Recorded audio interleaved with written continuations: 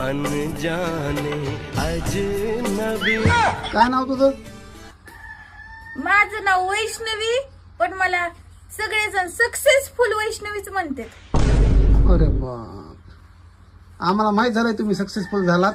मग सक्सेसफुल होण्यासाठी तुम्ही कशाचा सहारा घेतला? नेमकं कष्ट, मेहनत, काय काय सहारा घेतला? कशाचा सहारा घेतला? मी बाटलीचा सहारा घेतला. बाटलीच्या सहाऱ्याने मी सक्सेसफुल झाले. कस काय?